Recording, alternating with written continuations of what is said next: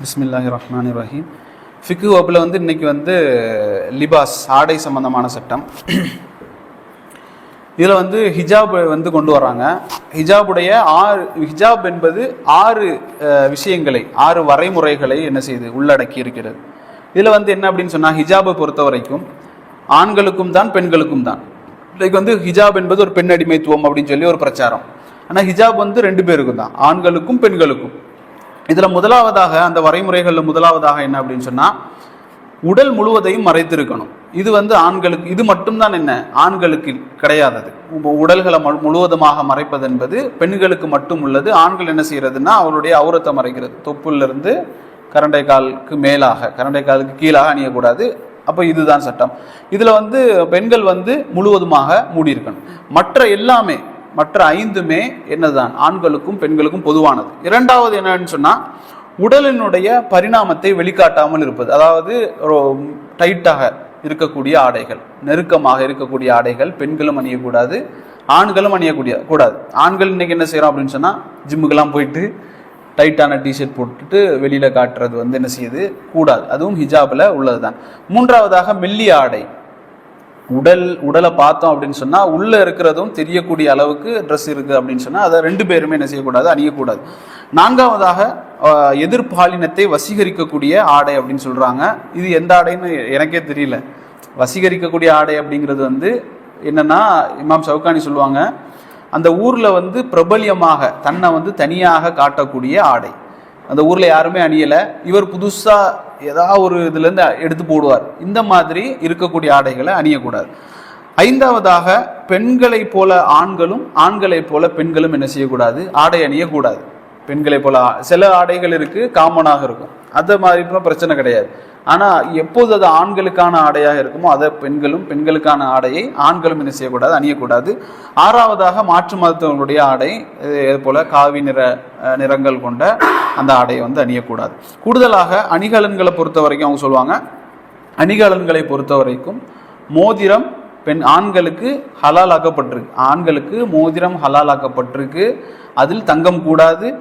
அதே போல் இதை வச்சுட்டு என்ன செய்வாங்கன்னா, செயின், கம்மல், கொலுசு இதெல்லாம் வெள்ளியில் போடலாமா அப்படின்னா இல்லை. ஆண்களுக்கு மோதிரம் மட்டும்தான், ஆண்களுக்கு மோதிரம் மட்டும்தான், அதுவும் தங்கத்தில் இருக்கக்கூடாது. பெண்களுக்கு எது வேணாலும் அவங்க போட்டுக்கொள்ளலாம், வெள்ளியும் போட்டுக்கொள்ளலாம், தங்கமும் அவங்க செய்யலாம் போட்டுக்கொள்ளலாம். இதில் ஹிஜாபை பற்றி நம்ம தெரிஞ்சு கொள்ளணும். ஹிஜாபை என்ன சொல்லுவாங்க அப்படின்னு சொன்னால், ஃபஸ்ட்டு சுதந்திரம் இல்லை, முஸ்லீம் பெண்களுக்கு சுதந்திரம் இல்லை ஹிஜாப் அப்படின்னு சொல்லி ஒரு விஷயத்த சொல்லுவாங்க. இதில் ஃப்ரீடமை பொறுத்த வரைக்கும் பெண்களுக்கு தேர்வு இருக்குது. நம்ம இஸ்லாமிய பெண்கள் தேர்வு செய்கிறாங்க. எதன் காரணமாக தேர்வு செய்கிறாங்கன்னு சொன்னால், இஸ்லாத்தில் இந்த ட்ரெஸ் இருக்குது அப்படிங்கிறதுக்காக தான் என்ன செய்கிறாங்க, ஹிஜாபை அவங்க போடுறாங்க.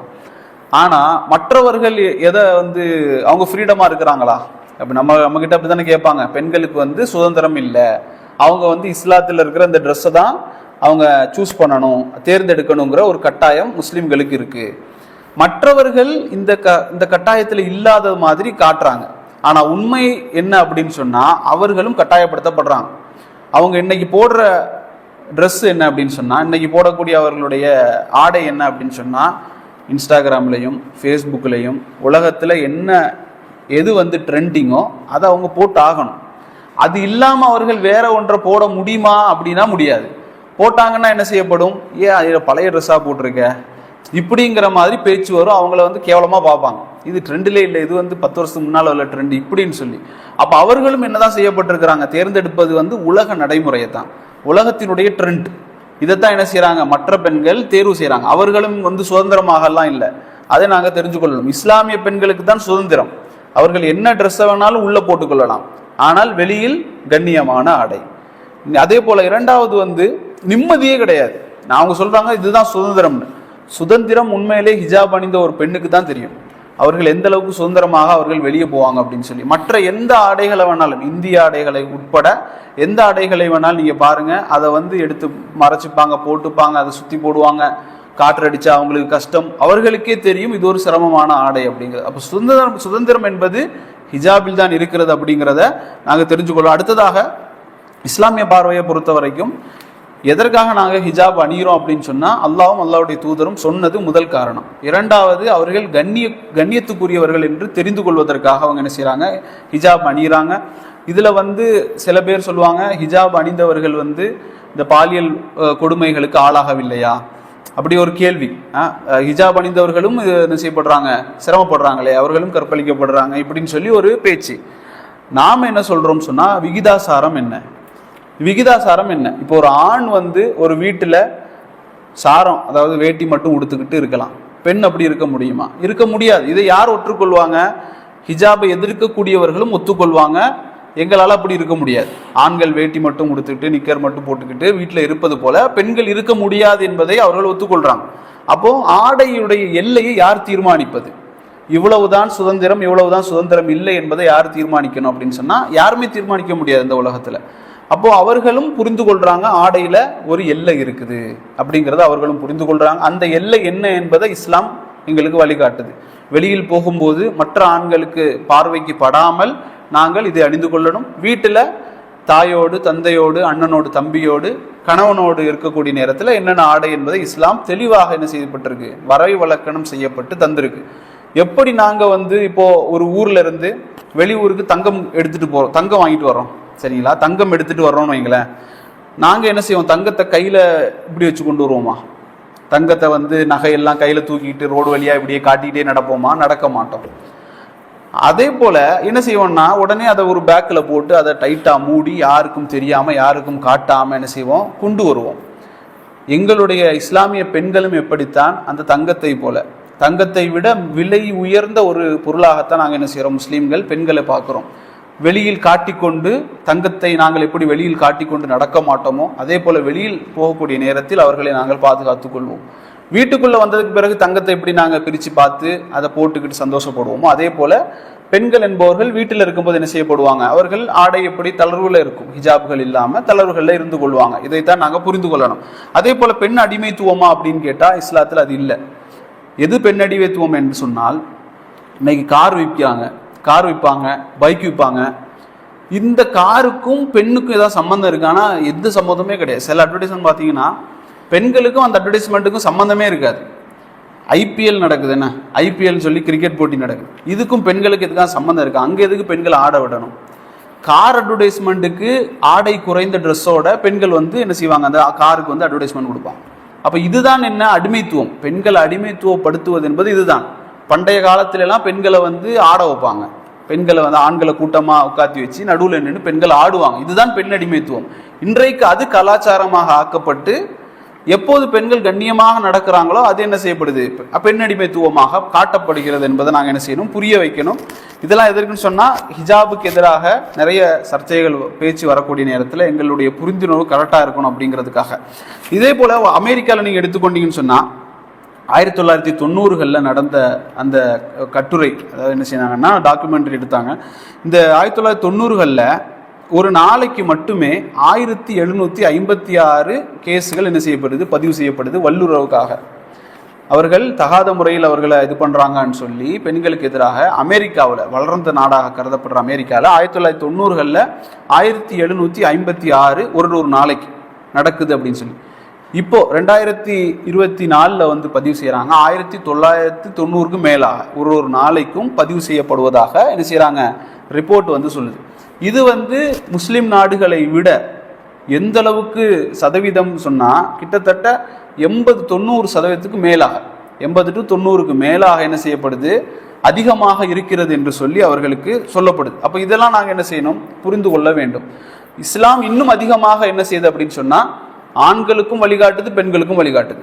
ஆண்களுக்கு சொல்லுது நீங்கள் பார்வைகளை தாழ்த்தி கொள்ளுங்கள் அப்படிங்கிறது ஆண்களுக்கும், பெண்களுக்கு சொல்லுது நீங்கள் உங்களுடைய திரைகளை போட்டுக்கொள்ளுங்கள் அப்படிங்கிற. அப்போ எண்ணங்களை தவிர்ப்பதற்கும் இஸ்லாம் என்ன செய்யுது அப்படின்னு சொன்னால் எங்களுக்கு வழிவகுக்குது. இதில் கிறிஸ்தவம் எடுத்துக்கொண்டீங்கன்னு சொன்னால் ஆதியாகமம் அப்படிங்கிற அந்த இதில் 24வது அதிகாரத்தில் 65வது வசனத்தில் ஆதியாகமில் வருது, எஜமான் வரக்கூடிய நேரத்தில் ஒரு ஊழியக்காரனுக்கும் அந்த ஒரு கன்வர்சேஷன் நடக்கும்.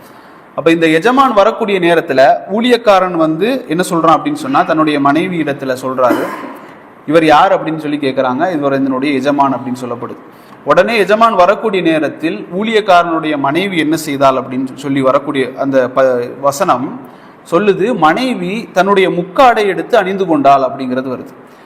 இந்த முக்காடுங்கிற வார்த்தை வந்து அந்த ஆதியாகமத்தினுடைய அரபு பைபிள் இருக்குல்ல, இந்த அரபு பைபிள்ல எப்படி வருதுன்னு சொன்னா, ஃபஅஹதத்தில் புர்கதி வதகத்தத் பிஹி, அதுல வந்து புர்கானே வருது. அரபு பைபிள்ல அந்த வார்த்தை என்ன வருது, ஃபஅஹதத்தில் புர்கா, ஃபஅஹதத்தில் புர்கா, அவள் முக்காடை எடுத்து போட்டுக்கொண்டால், ஃபதகத்தத் பிஹி, அவள் அதை மூடிக்கொண்டாள் அப்படின்னு சொல்லி அந்த வசனம் வருது. அப்போ ஆதியாகமத்திலே என்ன இன்டர்நேஷனல் ஸ்டாண்டர்ட் என்சைக்ளோபீடியால இதை கொண்டு வர்றாங்க, அரபு வசனத்தை கொண்டு வர்றாங்க. அது என்ன சொல்லப்படுது, புர்கா அணிய வேண்டும் என்பது என்ன செய்யுது, பைபிள் என்ன செய்யுது, தெளிவுபடுத்துது. அதே போல என்னாகமம் 5வது அத்தியாயத்தினுடைய 118 வசனத்துல அவமானப்படுத்துவதற்காகத்தான் என்ன செய்வாங்கன்னு சொன்னா, விபச்சாரிகள் போன்றவர்களை வந்து அவமானப்படுத்துவதற்காக தங்களுடைய முக்காடுகளை, முகத்துல முக்காடை போடுவாங்களே, முக்காடை வந்து எடுத்து விடுவார்கள் என்று சொல்லி பைபிள்ல சொல்லப்படுது. எதுக்கு, கேவலப்படுத்துவதற்காக அவருடைய முக்காடுகளை எடுப்பார்கள் அப்படின்னு சொல்லி. அதே போல ஒரு செய்தி 1 கொரிந்தியர் 11:6 வருது.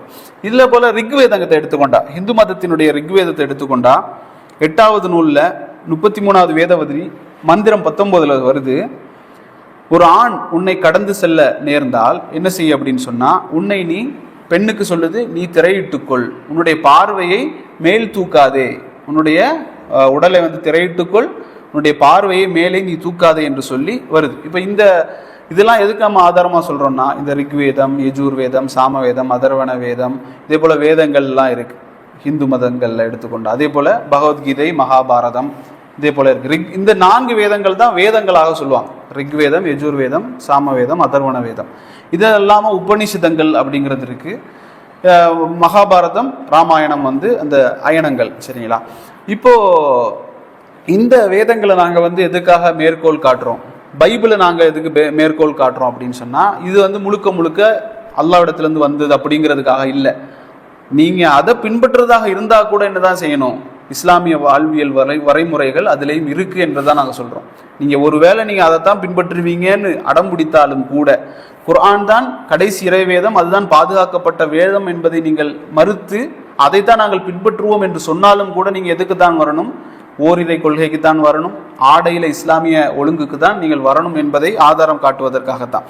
இரண்டாவதாக இமாம் ஷவுகானி சொல்றாங்க அடுத்த பாடத்துல, சத்ருல் அவுரத்தி வாஜிபுன் ஃபில் மலை வல் ஹலை, தனிமையில் இருக்கக்கூடிய நேரத்திலும் பொதுவாக இருக்கக்கூடிய நேரத்திலும் நீங்கள் ஆடைகளை கொண்டு உங்களை மறைத்து கொள்ளணும் அப்படின்னு சொல்றாங்க.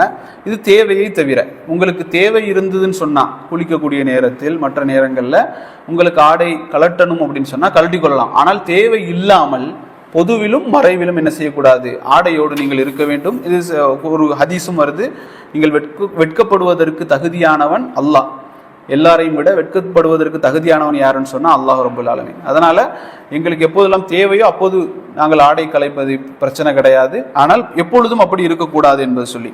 அடுத்ததாக பட்டாடை என்பது அணியக்கூடாது, ஹராம். பட்டாடை என்பது ஆண்களுக்கு என்ன ஹராமாக்கப்பட்டிருக்கு. ஆனா எப்போ அனுமதி அப்படின்னு சொன்னா, உடல்ல வந்து சில பிரச்சனைகள், இந்த சொறி அந்த மாதிரிலாம் ஏற்படக்கூடிய நேரத்தில் பட்டாடை வந்து அணிவாங்க. அது வந்து இந்த சுகமாக இருக்கும் அப்படின்னு சொல்லி. ஏன்னா சொறி வந்தால் மற்ற ஆடை அணிய முடியாது. அந்த தேவையை தவிர வேதத்துக்கும் அணியக்கூடாது. அந்த தேவைக்கு என்ன செஞ்சு கொள்ளலாம், அணிந்து கொள்ளலாம். பட்டாடையில் வந்து உட்காரவும் கூடாது, பட்டாடை விரித்து அதற்கு மேலாக அமரவும் கூடாது. அடுத்ததாக மருத்துவத்தை கொண்டு வராங்க. இதில் வந்து நம்ம ஒன்று புரிஞ்சுக்கணும், இஸ்லாமிய மருத்துவம்லாம் இல்லை. சில பேர் வந்து அந்த வார்த்தை தப்பு கிடையாது, இஸ்லாமிய மருத்துவம்ங்கிற வார்த்தை தப்பு இல்லை. ஆனால் இஸ்லாமிய மருத்துவம்னு ஒன்று இல்லை. இஸ்லாமிய மருத்துவம்னு ஒன்று புதுசாக ரசூலுல்லாஹி ஸல்லல்லாஹு அலைஹி வஸல்லம் அவர்கள் இப்படி தான் மருத்துவம் பண்ணணும்னு சொல்லித்தரல. ரசூலுல்லாஹி ஸல்லல்லாஹு அலைஹி வஸல்லம் உடைய காலத்துக்கு முன்பாகவே எல்லா மருத்துவங்களும் இருந்துச்சு. ஹிஜாமா உட்பட, நாங்கள் என்ன ஹிஜாமா செய்கிறோம், ஹிஜாமா உட்பட எல்லாமே அன்றைய காலத்தில் இருந்துச்சு. ரசூலுல்லாஹி ஸல்லல்லாஹு அலைஹி வஸல்லம் அவர்கள் சட்டத்தை கொண்டு வந்தாங்க, எது எது பண்ணலாம், எது எது பண்ணக்கூடாது, எப்படி எப்படி பண்ணணும், இப்படிங்கிறது தான் ரசூலுல்லாஹி ஸல்லல்லாஹு அலைஹி வஸல்லம் அவர்கள் கொண்டு வந்தாங்க. இதை நம்ம முதல்ல தெரிஞ்சு கொள்ளணும். அப்போது இதில் வந்து இமாம் ஷவுகானி சொல்கிறாங்க, மருத்துவம் செய்வதை விட சபர் செய்வது சிறந்தது. மருத்துவம் செய்வதை விட சபர் செய்வது சிறந்தது. சில இடங்களில் வாஜிபாகும், சில மருத்துவங்கள் செய்வது வாஜிப், கட்டாயம். இந்த நோய் வந்துச்சு அப்படின்னு சொன்னால் இதுக்கு மருத்துவம் செஞ்சு தான் ஆகணும், இல்லைனா உயிர் போயிடும் அல்லது இது அதிகமாகும்னு சொன்னால் அதுக்கு மருத்துவம் செய்கிறது வாஜிப். சில நோய்கள் இருக்குது, திரும்ப திரும்ப வரும், அது போகவே செய்யாது. ரசூலுல்லாஹி காலத்தில் ஒரு பெண்மணி இருந்தாங்க, அவங்களுக்கு வந்து வலிப்பு நோய் வந்து இந்த வலிப்பு நோய் வந்து குணப்படுத்த முடியாது, அடிக்கடி வந்துகிட்டே இருக்கும். அப்போ ரசூலுல்லாஹி மடத்தில் அவங்க வந்து சொன்னாங்க, யா ரசூலுல்லாஹ் எனக்காக துவா செய்யுங்க, இந்த வலிப்பு நோய் வந்துகிட்டே இருக்கு, எனக்காக துவா செய்யுங்க அப்படின்னு. அப்புறம் ரசூலுல்லாஹ் கேட்டாங்க, இந்த வலிப்பு நோய் வந்துட்டே இருக்குல்ல, இதுக்கு நான் வந்து 2 சாய்ஸ் தரேன். ஒன்று துவா செய்கிறேன், இந்த வலிப்பு நோய் போயிடும், அல்லது நீ சபுராயிரி உனக்கு சொர்க்கம் கிடைக்கும்னு சொன்னாங்க உறுதியாக. அப்போ அந்த பெண்மணி பொறுத்து கொண்டா. அவர் சொன்னா நான் பொறுத்து கொள்றேன், எனக்காக அந்த துவா செய்ய வேண்டாம். ஆனா அந்த பெண்மணி இன்னொன்று கோரிக்கை வச்சா ரசூலுல்லாஹ் இடத்துல, எனக்காக இன்னொரு துவா செய்யுங்க, நான் வந்து வலிப்பு ஏற்பட்டு நான் வந்து தரையில வந்து உருளுவாங்கல்ல, அந்த நேரத்துல எங்களால வந்து என்ன செய்யணும்னு தெரியாது, என்ன செய்யறோன்னே தெரியாது, அந்த நேரத்துல என்னுடைய அந்த மர்மஸ்தானங்கள்லாம் வெளிப்பற்றக்கூடாது, ஆடை வந்து கண்ணியமாகவே இருக்கணும்னு சொல்லி துவா செய்யுங்கன்னு சொன்னாங்க. அதுக்காக அல்லாஹ்வுடைய தூதர் ஸல்லல்லாஹு அலைஹி வஸல்லம் துவா செஞ்சாங்க. மருத்துவம் என்பது சில இடங்கள்ல வாஜிபாகுது, சில இடங்கள்ல காய்ச்சல் இந்த ஜலதோஷம் ஏற்படக்கூடிய நேரத்தில் எங்களால் சபுர் செய்ய முடியும் அப்படின்னு சொன்னா சபுர் செய்வது சிறந்தது மருத்துவத்தை விட. ஆனா மருத்துவம் எடுக்கலாமா, அது ஹராமான ஹராம் இல்லை, எடுத்துக்கொள்ளலாம், பிரச்சனை இல்லை. ஆனா சிறந்தது என்பது சபுர் என்று அவங்க சொல்லித்தரான். அதே போல ஹராமை கொண்டு மருத்துவம் செய்யக்கூடாது. அதாவது சாராயம் குடிச்சாதான் இந்த நோய் குணமாகும், அல்லது வேற ஏதாவது இந்த ஹராமான விஷயங்கள் செஞ்சாதான் குணமாகும் அப்படின்னு சொன்னா அந்த ஹராமை என்ன செய்யக்கூடாது, பயன்படுத்தக்கூடாது. ரசூலுல்லாஹ் சொன்னாங்க, இந்த சாராயத்தை பத்தி சொல்லும்போது சாராயத்துல தவா இல்லை, அதுல வந்து மருத்துவம் இல்லை, அதுல தீமை தான் இருக்குன்னு சொல்லி ரசூலுல்லாஹ் சொன்னாங்க. அதே போல சுட்டு மருத்துவம் செய்வாங்க, தீயாலால வந்து சுட்டு மருத்துவம் செய்வாங்க, அது வந்து ரசூலுல்லாஹி ஸல்லல்லாஹு அலைஹி வஸல்லம் அவர்கள் ஹராமாக்கி இருக்கிறாங்க. ஹிஜாமாவை பொறுத்த வரைக்கும் ரசூலுல்லாஹ் சொன்னாங்க செய்யறது பரவாயில்லைன்னு தான் சொன்னாங்க. இன்னைக்கு வந்து சுன்னா அப்படின்லாம் சொல்லுவாங்க, ஹிஜாமா வந்து சுன்னா ரசூலுல்லாஹி ஸல்லல்லாஹு வந்து காட்டி தந்தது அப்படின்னு சொல்லி, அது வந்து ஹிஜாமா செய்யக்கூடியவர்களுடைய அந்த பழக்கம். அது ரசூலுல்லாஹி ஸல்லல்லாஹு அவங்க சொன்னாங்க, மருத்துவத்தில் சிறந்தது வந்து என்னன்னா, நீங்க மருத்துவம் செய்யறதா இருந்தா அதுல சிறந்தது ஹிஜாமா. ஆனா ஹிஜாமா செய்யறது தான் சுன்னா அப்படிங்கிறது ரசூலுல்லாஹி ஸல்லல்லாஹு அலைஹி வஸல்லம் உடைய செய்தியில இல்லை அப்படிங்கிறத நாங்கள் தெரிஞ்சுக்கொள்ளணும். இதெல்லாம வேற இல்லை. சரி, அப்போ இதுல வந்து ஆடை சம்பந்தமான விஷயம், அணிகலன், மருத்துவம் பார்த்துருக்கோம். இன்ஷா அல்லாஹ்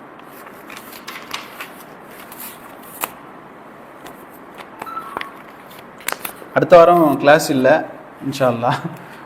வியாழக்கிழமை ப்ரோக்ராம் இருக்கிறதுனால அப்படிதானே, புதன்கிழமை கிளாஸ் இல்லை, வியாழக்கிழமை ப்ரோக்ராம் இருக்கு இன்ஷா அல்லாஹ்.